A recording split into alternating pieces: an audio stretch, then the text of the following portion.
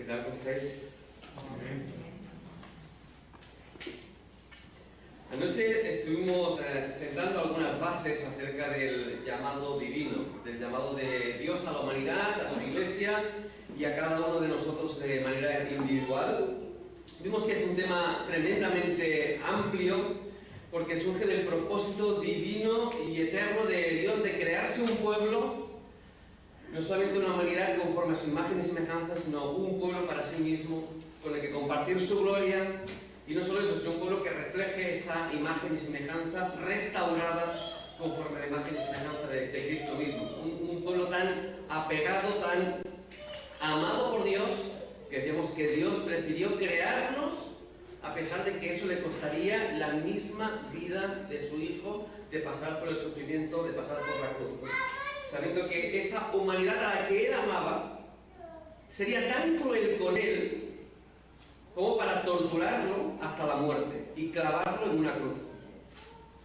Dios sabía perfectamente eso, que nos amaría de una manera increíble y que lo odiaríamos de una manera absolutamente terrible. Y usó nuestro propio pecado, nuestra propia maldad, para engañar al pecado y a la maldad. Nos tendió una trampa con nuestra propia maldad para rescatarnos, para redimirnos.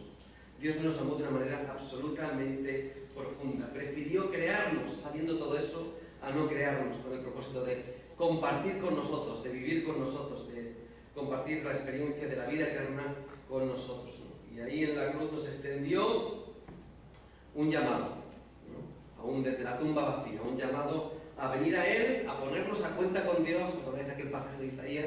Aunque vuestro pecado fuese como rojo, ¿verdad?, como la grana, yo lo voy a hacer blanco como la nieve. Un llamado a recibir su amor, a recibir su gracia, a ser libres del pecado, de las consecuencias del pecado, a formar parte de su reino, a ser transformados a la imagen de su Hijo Jesús, a ser restaurados al diseño original de Dios, a cómo Dios imaginó que deberíamos ser.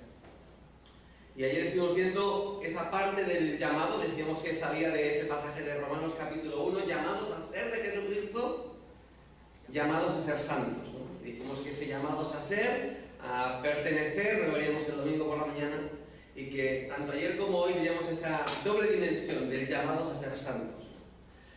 Y hoy toca la parte de vivir ese llamado, de llamados a vivir, llamados a experimentar ese llamado, llamados a vivir esa santidad a la cual hemos sido llamados. Yo no sé si alguna vez has sentido que tu vida no es como debería ser. No sé si has sentido alguna vez que tu trabajo debería ser más satisfactorio, que las cosas te deberían ir mejor, que tus vecinos deberían ser un poco menos molestos, que las noticias en la tele deberían ser un poquito más amables, que los desastres naturales no deberían ser como son. No sé si sientes que tus relaciones, tu matrimonio, tu familia, tus hijos, todo lo que te rodea debería ser un poquito mejor que como es. ¿Lo has sentido alguna vez? Si lo has sentido es lógico, porque tú no fuiste diseñado para vivir en un mundo caído. Tú fuiste diseñado para vivir en la eternidad con Dios. Tú fuiste diseñado para relacionarte con Dios. Este mundo ha sido absolutamente afectado por el pecado, ha sido afectado por las consecuencias de la caída en Edén. El mundo no es como debería ser. Y tú y yo no hemos sido diseñados para este mundo, hemos sido diseñados para la eternidad. A veces las piezas sentimos que las piezas no encajan, que la vida no es como debería ser, no están las piezas donde deberían y son como deberían ser. La creación entera gime, dice la palabra de Dios. Gime esperando la manifestación de los hijos de Dios. Fíjate cómo lo dice Pablo, dice: tengo por cierto, Romanos capítulo 8, versículo 18, tengo por cierto que las aflicciones del tiempo presente, que las hay, no son comparables con la gloria venidera, que en nosotros ha de manifestarse, porque el anhelo ardiente de la creación es el aguardar la manifestación de los hijos de Dios. La creación entera desea que se manifieste, porque la creación fue sujeta a vanidad, no por su propia voluntad, sino por causa del que la sujetó en esperanza, porque también la creación misma será libertada de la esclavitud de los hijos de Dios, porque sabemos que toda la creación gime a una y aún está con dolores de parto hasta ahora. Y no solo ella, sino que también nosotros mismos, que tenemos las primicias del Espíritu, el Espíritu Santo está viviendo en nosotros. Nosotros también gemimos dentro de nosotros mismos, esperando la adopción, la redención de nuestro cuerpo. La razón por que las cosas no encajan es porque la creación entera está sumida en el caos, en las consecuencias de la caída. Pero hay una segunda razón por la cual la creación y las cosas que nos rodean no encajan. Es que nosotros mismos hemos sido afectados por eso. Nosotros mismos no estamos a la altura del diseño para el cual fuimos creados. Yo, tú, incluso los que nos ven por internet, han sido afectados por esa misma realidad, el caído, el pecado. Hemos sido redimidos, hemos sido salvados, estamos en el proceso de transformación, pero nuestra experiencia es algo que un teólogo dijo, una frase muy interesante, que es el ya, pero todavía no. Hemos sido salvados, pero todavía estamos en el proceso de la redención, de la restauración, de la transformación a la imagen de su Hijo Jesús. Y a pesar de que hemos sido enriquecidos, dice la palabra de Dios, en todas las cosas en Cristo, a pesar de que hemos sido bendecidos con toda bendición espiritual en los lugares celestiales en Cristo, en realidad no hacemos uso de todos los recursos que Dios ha puesto a nuestra vida. En realidad, no usamos todos los recursos que Dios ha puesto a nuestra causa. No cumplimos el propósito para el cual Dios nos puso. La creación entera gime que los hijos de Dios se manifiesten. ¿Y aquí estamos? Los hijos de Dios. Y la creación sigue gimiendo. Y a veces nos comportamos como creyentes que no creen en aquellos que creen. ¿Sabes por qué la vida espiritual no siempre satisface? Porque la vivimos a medio gas. Un cristianismo light no satisface a nadie. Cuando hay gente que se va de la iglesia y dice, es que no me siento bien. ¿Cómo te vas a sentir bien si no estás pidiendo el 100%? Es imposible, eso no satisface a nadie. Solamente una auténtica vida conectada auténticamente con el Señor satisface. Dijo el Señor, yo soy la vid, vosotros los pámpanos. Y fuera de mí, ¿qué? Nada podéis hacer, nada es nada. Ahora, vivimos con 3 minutos de oración al día, con 1 minuto de devocional, con un versículo rápido. Aún si tenemos suerte y somos constantes con el devocional de la versión,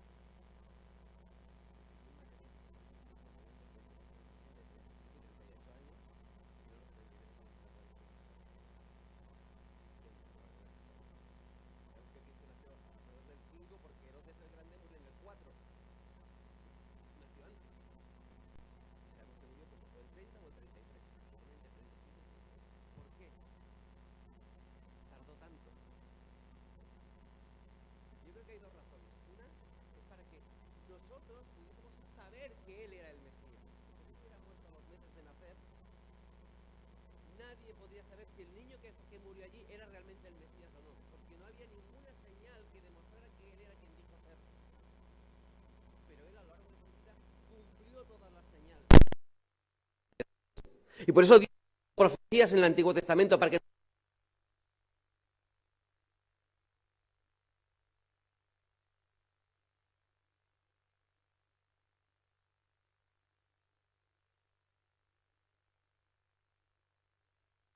implicaciones de todo.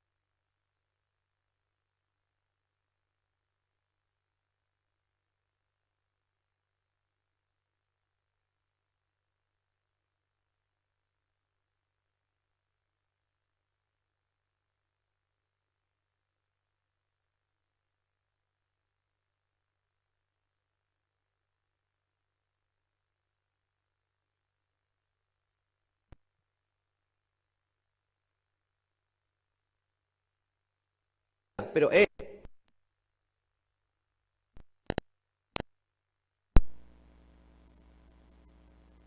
Dios nos sale al encuentro de venid a mí, venid a mí, y hallaréis descanso para vuestras almas. Es un pasaje fantástico, ¿sabes?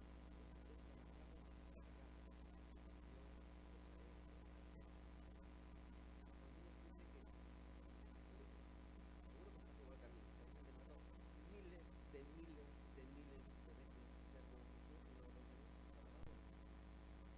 miras tu vida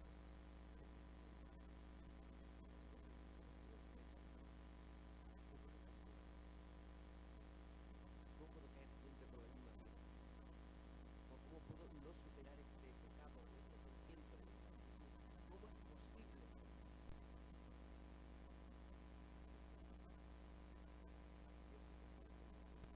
Venid a mí y yo os haré descansar. ¿Sabes lo terrible de este pasaje de Jesús? Es que está inspirado en un pasaje de Jeremías.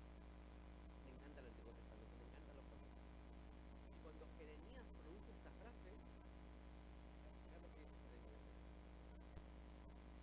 Jeremías capítulo 6 dice: así ha dicho el Señor, así ha dicho Jehová Dios. Paraos en los caminos, mirad, preguntad por las sendas antiguas, cuál sea el buen camino, y andad por él, y hallaréis descanso para vuestras almas. Mas dijeron, ¿qué tenéis que hacer con los que no andaremos?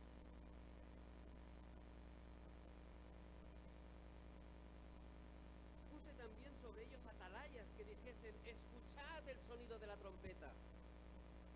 Y ellos dijeron, entra por aquí, y me sale por aquí. No escucháis.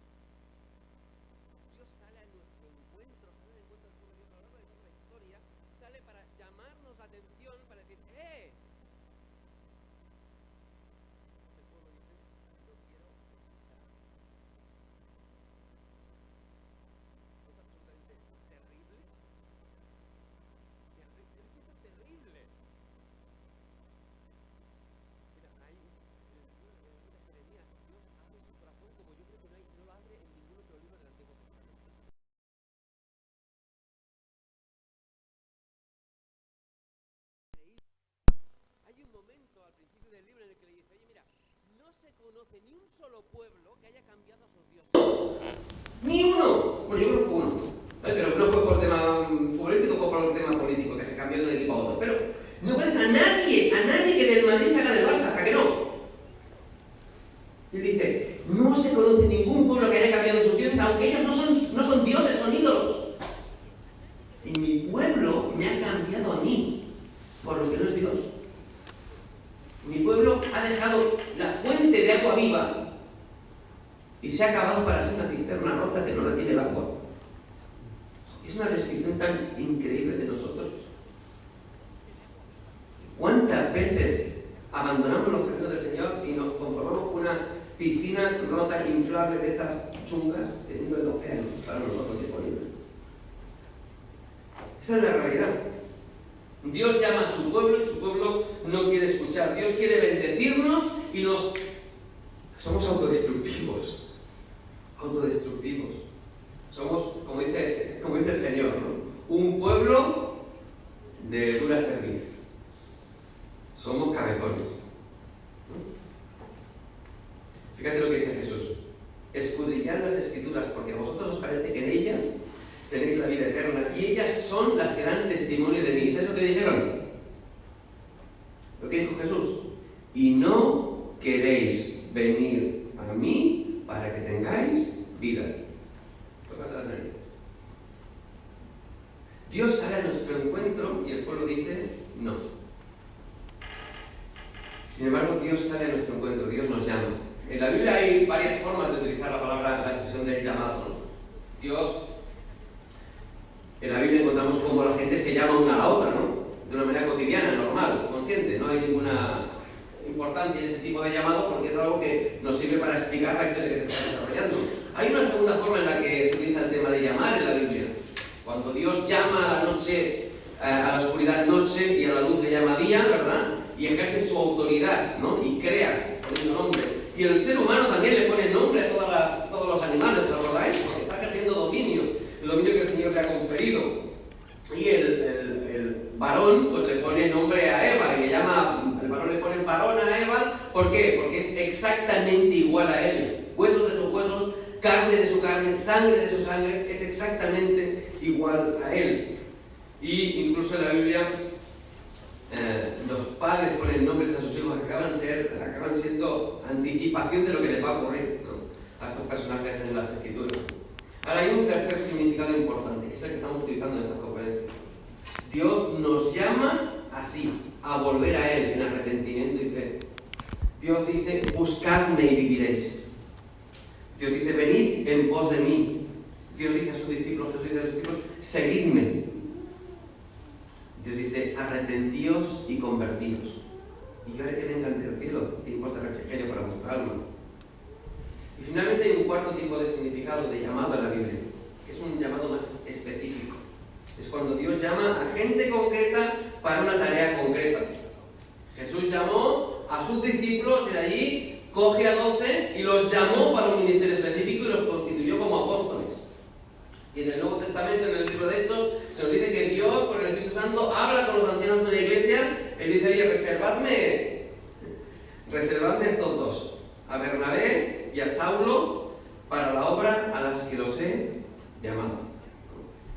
Y podemos decir lo mismo de Gedeón, podemos decir lo mismo de Moisés, de tantos y tantos personajes a los que Dios llamó de una manera específica. Así que, de alguna manera, en la Biblia nos establece dos tipos de llamados centrales importantes. Un llamado primario, un llamado a ser como Cristo, a ser transformados a la imagen de Cristo, a ser santos como Dios es santo. Y un llamado que no diríamos secundario porque es igualmente importante, pero un llamado más específico, más personal, más concreto, que tiene que ver con el propósito, el camino que Dios ha escogido para ti, para que el primero de los llamados se cumpla. Y ese llamado que tienes tú, no lo tengo yo y no lo tiene nadie más en esta sala. Dios tiene un propósito específico para ti, que tú puedes cumplirlo, y si no lo cumples tú, nadie más lo hará. La creación entera gime por la manifestación de los hijos de Dios y tú tienes una tarea que Dios te ha encomendado a ti, no me lo ha encomendado a mí, te lo ha encomendado a ti. Y el objetivo de tu vida es descubrir cuál es ese propósito. El objetivo de tu vida es descubrir cuál es ese propósito. El llamado general es ser santos, en específico, qué camino tiene Dios para ti. Y en ese sentido es importante darnos cuenta de que no tiene tanto que ver con ser predicadores, pastores o lo que sea. El llamado específico para ti de Dios puede ser ejercido a través de tu trabajo secular, puede ser ejercido como arquitecto, como ingeniero, como mozo de almacén, como barrendero, da igual. Dios te ha diseñado unas capacidades específicas, te ha dado unos recursos que solamente tú tienes, te ha hecho un llamado específico para que tú vivas como Él tiene pensado para ti. Pero además, como sea, hay dos cosas que debemos tener siempre presentes. El llamado general es absolutamente prioritario. Dios te llama a ser santo como Él es santo. Su propósito es conformar a su Hijo Jesús en nosotros. Y la segunda cosa es que la santidad, lo decíamos ayer, no tiene que ver solo con no pecar. La santidad es vivir a Cristo. Para mí el vivir es Cristo. Siempre Cristo. Solo Cristo. Y igual eso no es a través de un ministerio específico, pero Dios quiere cambiar nuestras vidas, Dios quiere usar nuestras vidas. Mira, Dios empezó a trabajar en tu vida en el pasado, lo está haciendo en el presente y lo hará en el futuro. Fíjate lo que dice la palabra de Dios. A los que antes conoció, también los predestinó para que fuesen hechos conforme a la imagen de su Hijo. Y en 2 Corintios capítulo 3, versículo 18 dice: somos transformados de gloria en gloria en la misma imagen, como por el Espíritu del Señor. Y en 1 Juan capítulo 3 dice: amados, ahora somos hijos de Dios, pero aún no se ha manifestado lo que hemos de ser. Pero sabemos que cuando Él se manifieste, seremos semejantes a Él, porque le veremos tal como Él es. Y ahora otro versículo en Filipenses, que es el favorito de mi mujer, que dice: estoy persuadido de esto, que el que comenzó en vosotros la buena obra, la perfeccionará hasta el día de Jesucristo. Y en Romanos vemos eso, la dimensión del pasado. Dios nos llamó, Dios nos escogió, Dios nos predestinó, Dios empezó a trabajar antes del inicio del tiempo. Antes de que ni siquiera nosotros conociéramos a Dios, Dios estaba trabajando en nuestra vida. Y no hay nada de lo que hayamos pasado en nuestra vida que Dios no pueda utilizar para su gloria.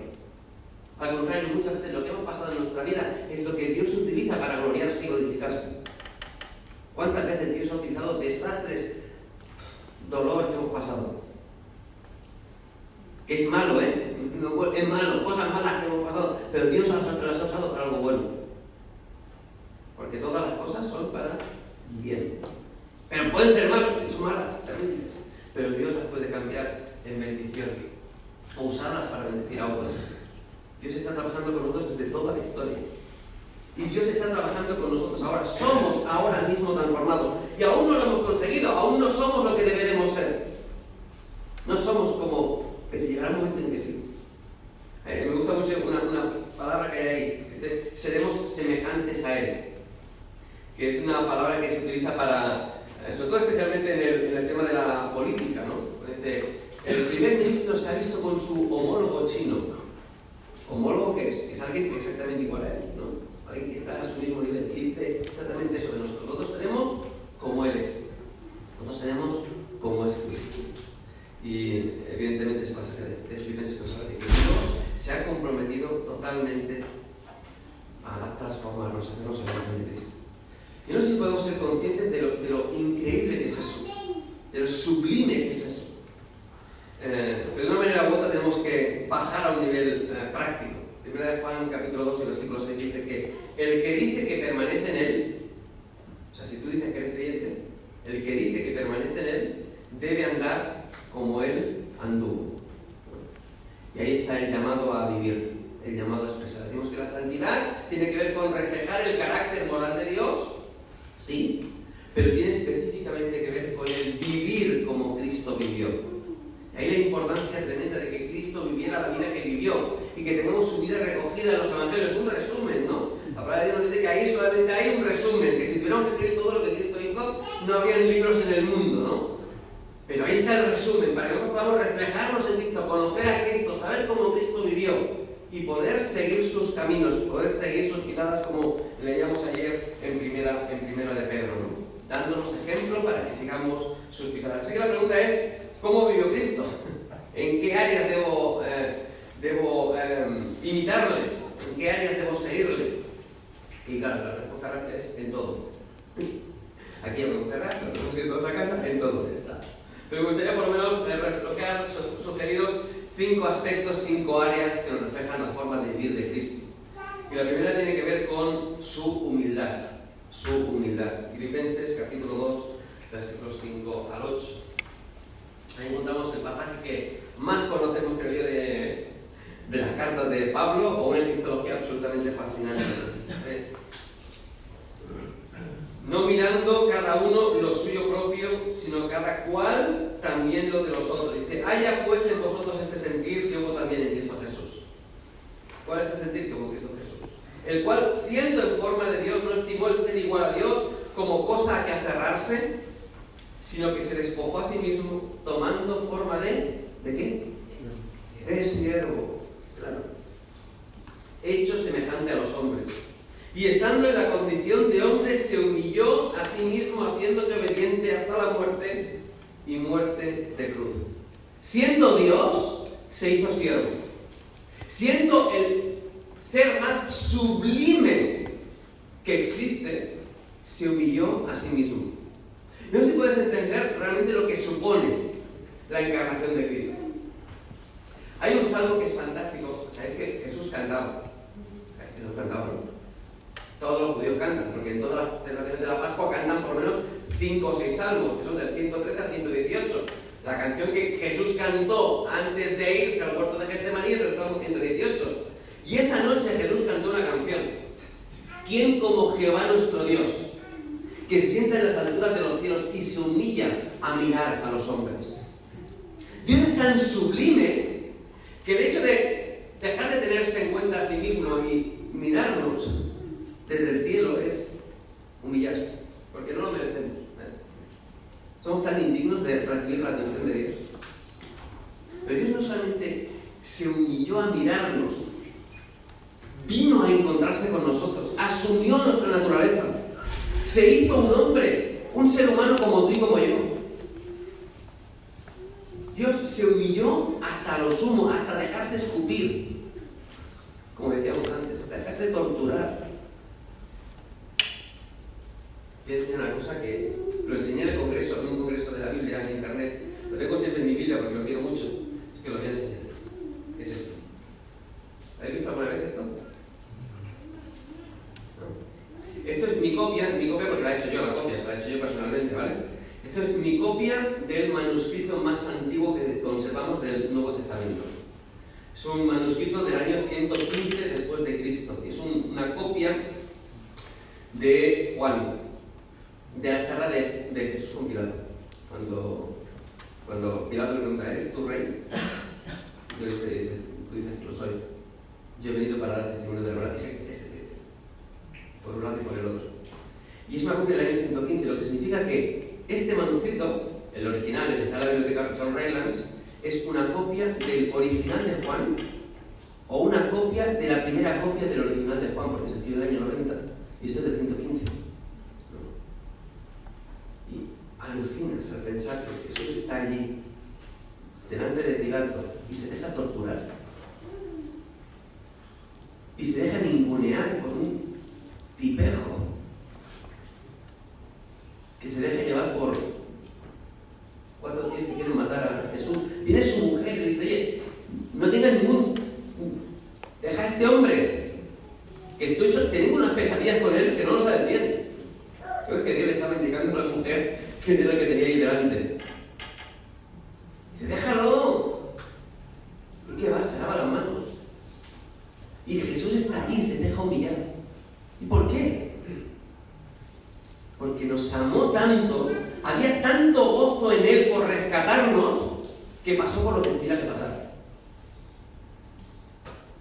Así que si quieres imitar en algo a Cristo, imítalo en eso. Imítalo en eso. En su humildad.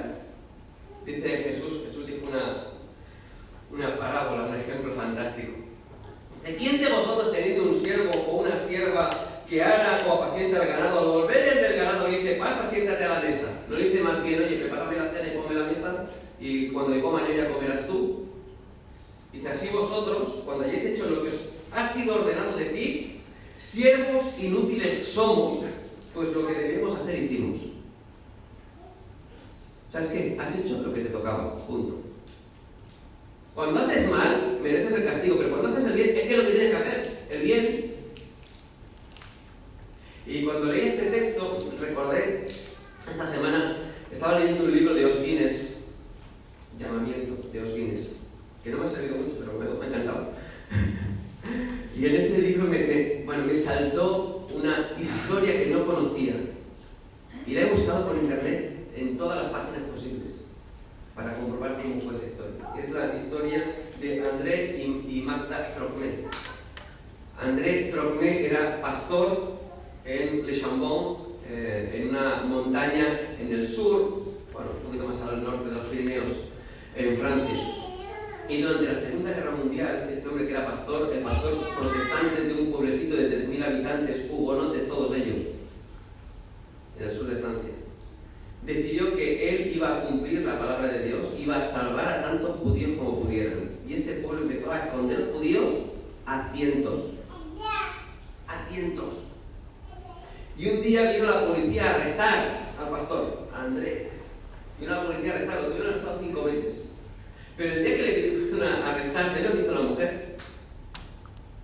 Como eran las 8 de la tarde y tenía la cena hecha, invitó a cenar a los policías que venían a arrestar a su marido para torturarlo y meterlo en la cárcel.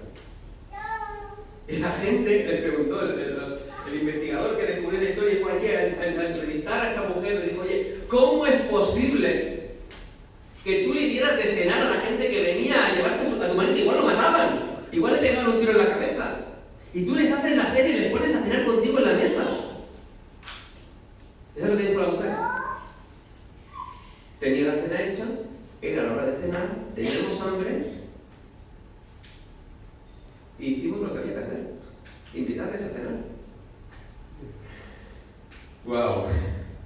¡Wow! Porque a pesar de haberlo arrestado, siguieron salvando judíos toda la guerra mundial. Siguieron igual. El pueblo se metió allí, la iglesia de allí se propuso salvar tantos judíos como pudieran. Lo que tenían que hacer, hicieron. Y la mujer se sorprendía cuando le preguntaban, no tengo ningún mérito. Hice lo que había que hacer. Me encanta esa actitud porque normalmente no la vemos. Yo mismo a veces tengo la sensación de que no actúo así. Parece como si mereciera más que lo que tengo. Como si deseara más reconocimiento del que tengo. Y escucha, tú sirves solamente a uno, a Dios. Y no te debe importar lo que piensen los demás. Haces lo que tienes que hacer y el Señor ya se encargará. Hay que ser humilde como Cristo. Hay que ser humilde como Jesús. La segunda actitud de Jesús es la actitud de servicio. Fijaos ese pasaje fantástico en Marcos, ¿no? El Hijo del Hombre. Id a Daniel y buscar la referencia a lo que significa el Hijo del Hombre ahí, ¿verdad?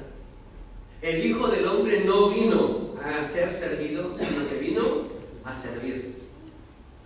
Y encontramos a Jesús. ¿Sabes qué? El pasaje más largo. Juan tiene 21 capítulos, ¿no? Desde el capítulo 13 al capítulo 5 o 6 capítulos es una sola noche de la vida de Jesús. Una sola noche. Y en esa noche Jesús coge a sus discípulos y le lava los pies. Y le dice a sus discípulos, si yo que soy el maestro, si yo que soy Dios, escúchame, Dios mismo se pone de rodillas y le lava los pies. Como yo he hecho, vosotros haced también lo mismo con los demás. ¿Qué actitud de servicio? Dios no solamente vino como un siervo, tomó la forma de siervo, se humilló, sino que actuó como un siervo. ¿Por qué? Porque el servicio, escucha bien, si quieres tomarte una frase, tómate esta, ¿vale? El servicio es la expresión real del amor. ¿Sabes? Vas a tener un problema cuando tengas que hablar de que Dios es amor. Porque amor como amor es muy difícil definirlo. Incluso en la palabra de Dios encontramos cómo funciona el amor, pero no una definición de lo que es el amor. El amor, que es un sentimiento, es una decisión. ¿Qué es el amor? Solamente hay una forma de saber si alguien te ama, que es por lo que hace. Obras son amores y no buenas intenciones, querido. Señor, te amo, te amo, te amo, te amo, te amo, te amo. Señor, Señor, hemos hecho... Uy. Dice Dios, ¿qué dice Dios a ellos? Hay mucho Señor, pero no hacéis lo que yo mando. Mucho Señor, pero apartaos de mí. No os conozco, hacedores de maldad. ¿Os acordáis? Hemos hecho muchos milagros, hemos hecho demonios en tu nombre. Pero obras son amores y no buenas intenciones. ¿Qué tarde es, por favor? Esto es terrible. Mi mujer dice que siempre hablo muy rápido y dice, voy a hablar más lento, pero no, te hablas muy rápido. El amor se nota cuando tú actúas. Dios dice, ¿cuál es el principal mandamiento? Amarás a Dios sobre todas las cosas y a tu prójimo como a ti mismo. ¿Sabes cómo sirves a Dios? Sirviendo a los demás. Si no sirves, no sirves. ¿Entiendes el doble significado de eso? Necesitas servir. Sirves a Dios cuando sirves a los demás. Fíjate lo que dice Juan. Nosotros sabemos que hemos pasado de muerte a vida ¿en qué? En que amamos a los hermanos. Y el que no ama a su hermano, ¿qué dice? Permanece en muerte. Queridos, eso es lo que hay. Fíjate lo que dice. El que tiene bienes en este mundo y ve a su hermano tener necesidad y cierra contra él su corazón, dice nunca Juan. ¿Cómo mora el amor de Dios en él? No me vengas con historias diciendo que eres creyente. Si cierras tu corazón a ayudar a aquellas que están en necesidad. No me vengas con historias. Si no amas a tu hermano al que ves, ¿cómo vas a amar a Dios a quien no ves? ¿Eso lo dice la Biblia o no lo dice la Biblia? Tremendamente lo dice la Biblia. Y nos exhorta una y otra y otra y otra vez a vivir ese mandato. Fíjate cómo acaba ese pasaje. No amemos de lengua, de palabra, sino amemos de hecho y de verdad. En de Juan capítulo 3, versículos del 14 al 28. Y la verdad es que voy a decir la verdad, a mí me resulta mucho más fácil amar a Dios que a las personas. ¿Cómo es? Yo sé cómo soy. Me cuesta mucho menos estar 8 horas estudiando la palabra de Dios que 2 horas sirviendo a los demás. Pero el amor a Dios se demuestra cuando sirves a los demás. La única manera que tienes para servir a Dios de verdad en este mundo es sirviendo a aquellos a los que Dios ama. Porque todo lo que hay en este mundo es de Dios. ¿Qué le puedes dar a Dios que no sea de Él? La gloria la tiene toda. Toda. Pero fíjate lo que dice Dios. Mira lo que dice Jesús, capítulo 25 de Mateo. Venid a mí, benditos de mi Padre, heredad del reino que está preparado para vosotros desde antes de la fundación del mundo. Y dice, ¿por qué? Dice, porque mira, cuando tuve sed, me disteis de beber, y cuando tuve hambre, me disteis de comer, y cuando tuve frío, Dice, ¿cuándo, Señor? ¿Cuándo? Yo, en la vida te he visto, Señor. Bueno, es que se te ha aparecido Jesús aquí de manera manifiesta y en carne, tú tampoco te ha pasado eso nunca, ¿no? Tú no has visto nunca al Señor aquí en carne, nunca, ¿no? Y entonces Jesús dice, cuando me hicisteis a eso, me lo hicisteis a mí. ¿Quieres servir a Dios? Sirve a los que te rodean. Para eso te ha puesto Dios en el mundo. Y si no sirves, no sirves. Y, dicho sea de paso, a la luz de este pasaje de Primera de Juan que hemos leído, si no sirves, igual no eres creyente. Porque dice, ¿cómo es posible que tú veas a tu hermano pasar hambre y no te entiendes? ¿Cómo habita el amor de Dios en él? Y fíjate cómo empieza diciendo, en esto sabemos que hemos pasado de muerte a vida. En esto sabemos que somos creyentes. ¿Lo dice o no? No me lo estoy inventando, está ahí, ¿no? En esto sabemos que hemos pasado de muerte a vida. En que amamos a los hermanos. Bueno, tercera actitud, tengo que correr muchísimo. Vivir motivados por el amor. Lo hemos visto, está ahí metido en todos estos pasajes, pero de una manera específica me gustaría decirlo, ¿no? Dice Efesios capítulo 5, versículo 2, sed imitadores de Dios como hijos amados, andad en amor como Cristo también nos amó y se entregó a sí mismo por nosotros, ofrenda y sacrificio a Dios en olor fragante. Cristo actuó motivado por su amor al Padre, por su amor a la humanidad, especialmente por el amor a Dios. Y nosotros tenemos que ser motivados igual por el amor. Fíjate cómo lo dice Romanos capítulo 12 Y versículo 1 en adelante, muy en adelante también, dice, os ruego. Fíjate lo que está diciendo Pablo, ¿eh? Pablo está diciendo, os ruego por las misericordias de Dios, que presentéis vuestros cuerpos en sacrificio vivo, santo, agradable a Dios, que es vuestro culto racional. No os conforméis a este siglo, sino transformaos por medio de la renovación de vuestro entendimiento para que comprobéis cuál sea la buena voluntad de Dios, agradable y perfecta. No sé si te puedes imaginar a Pablo de rodillas, porque esta es la situación. ¿Vale? Pablo está diciendo, os recomendaría, os iría muy bien que... No, Pablo está rogándoos, por favor, porque sabe lo que le conviene a la iglesia, sabe lo que le conviene a cada creyente, y le está rogando, si queréis hacerme caso en algo, por favor, os ruego que, viendo lo que Cristo ha hecho por vosotros, por la misericordia que Dios ha tenido por vosotros, al ver a Cristo en la cruz muriendo por cada uno de nosotros, que vosotros mismos no os dejéis amoldar por este mundo, sino que os transforméis a la imagen de Cristo. ¿Sabes? Hay una cosa que yo le llamo la teología de la media. Esto es una teología práctica que ocurre en las iglesias evangélicas. ¿Qué es? El tipo de allí es el espiritualoide. Y aquel de allí es el carnal. Ahora te están viendo la mente los dos, ¿eh? Están viendo los dos. Ya lo sé, ¿vale? Bueno, yo no quiero ser el espiritualoide, por lo tanto tampoco de esto, ¿vale? Pero tampoco quiero ser el carnal. Entonces busco un punto medio de comodidad tremenda en la que me instalo. No soy el carnal, nadie me puede señalar, no hace falta ser el santurrón de la iglesia, ¿vale? Y estoy en este mundo así como en la media, ¿vale? No llamo la atención, no me llama para nada, no me dan problemas, estoy pasando el domingo. No me digáis que no nos ha pasado. Hay que pensando, ¿lo he hecho yo o quién lo hace? Pensándolo, ¿vale? Pero es normal, porque eso es la tendencia que tenemos de acomodarnos a este mundo. Es que es muy cómodo. Hay gente que busca iglesia no como el lugar en el que servir más y mejor a Dios, sino buscando una iglesia que te resuelva los problemas, que te sirva a ti, que te solucione todas tus necesidades. Ya empezamos mal. Ya empezamos mal. Porque Dios te quiere en una iglesia para que le sirvas a Él. Y servirte a través de tu servicio y del servicio de los demás. Así que fíjate, es tremendo, porque dice, en el versículo 9 de ese mismo capítulo dice, el amor sea sin fingimiento. Está bonito. ¿Cómo estás? Bien.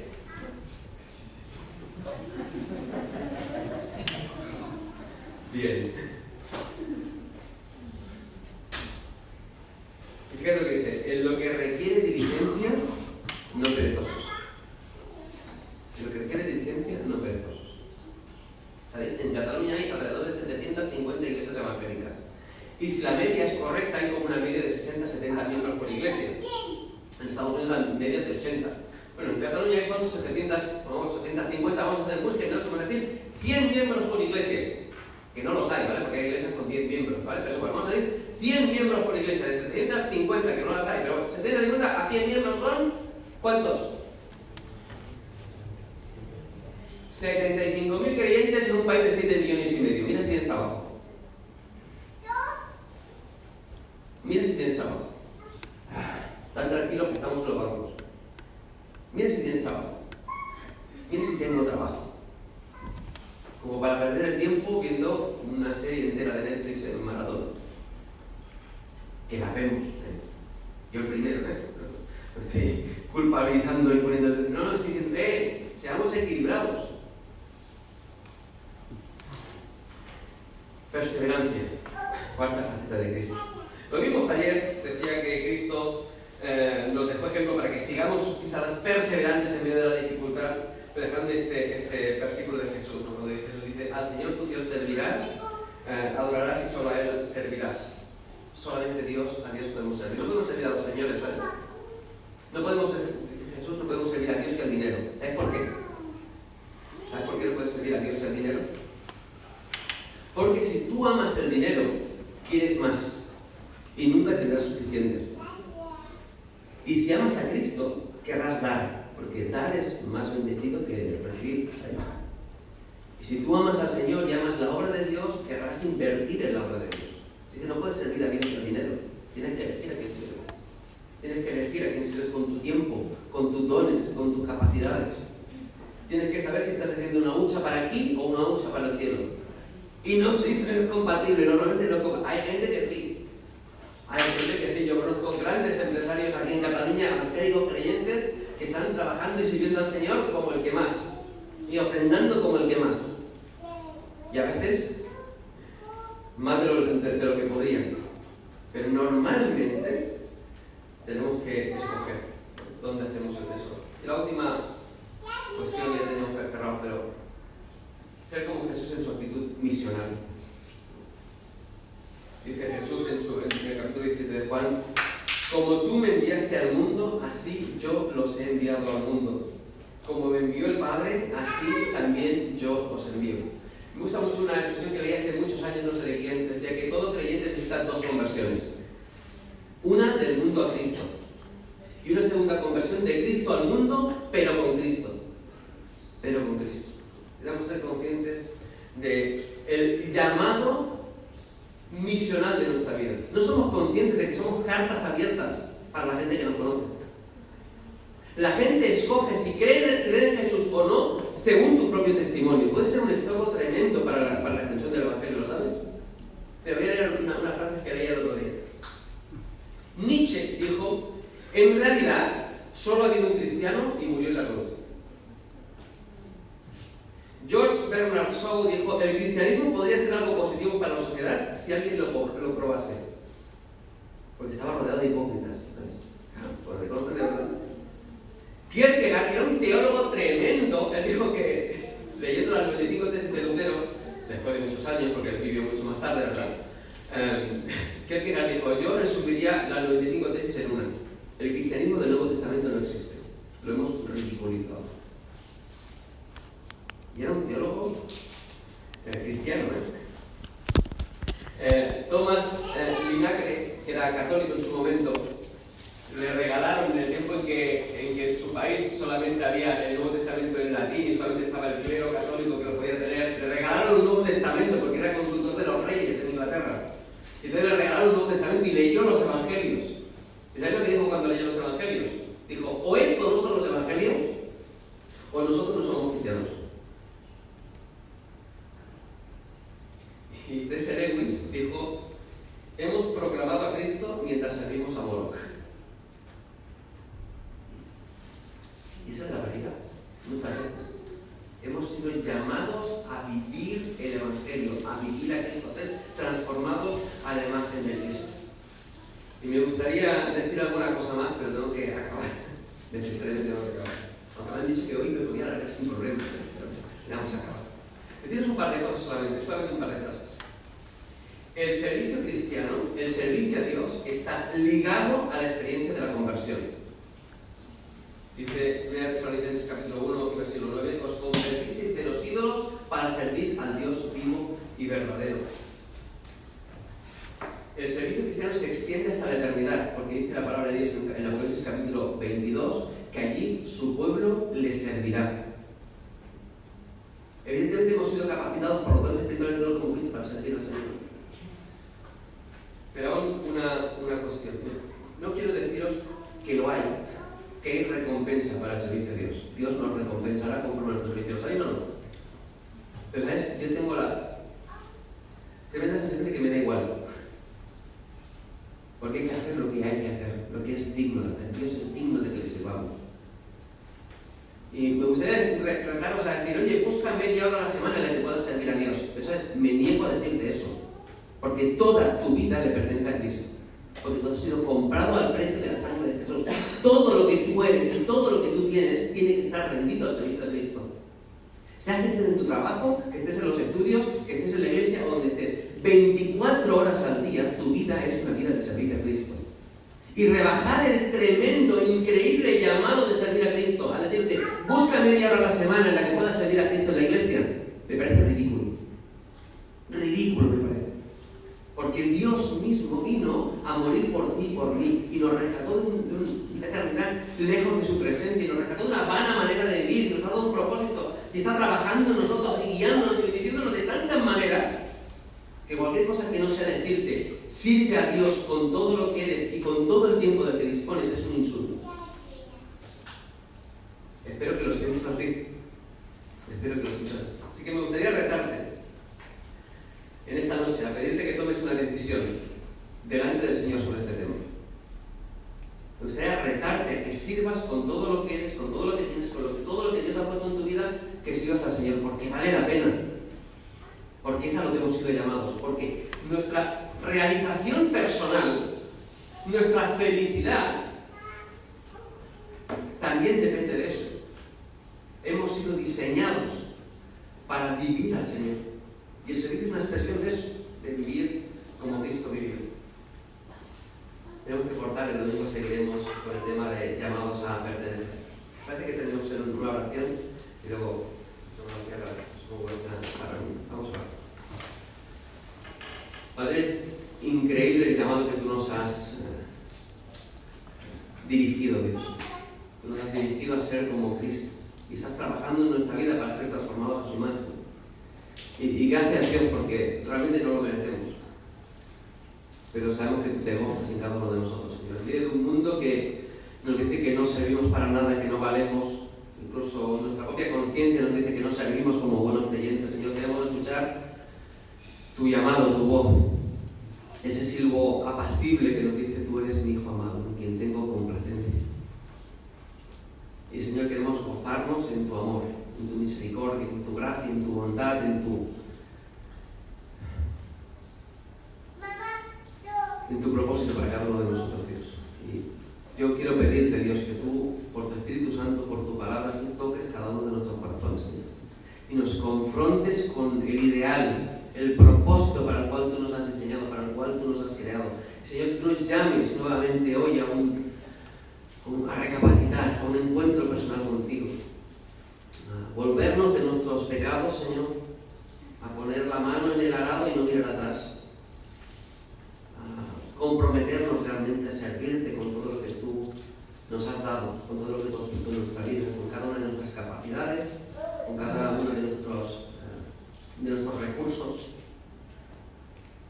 Tú nos has puesto aquí con un propósito, Dios, y te pedimos, Señor, que tú a cada uno de los que estamos aquí nos muestres cuál es ese propósito, que tú nos muestres a cada uno de nosotros cuál es el lugar que tú quieres que ocupemos en tu iglesia, en tu pueblo, Dios. Y por encima de cualquier otra cosa, Señor, queremos honrarte, queremos glorificarte, queremos adorarte, queremos exaltarte a ti, porque solamente tú lo mereces. Y te agradecemos el hecho de que tú, aún siendo indigno, Señor, tú hayas querido tener una relación personal con nosotros. Anhelamos el día en que podamos estar en tu presencia, en que podamos servirte cara a cara, Dios.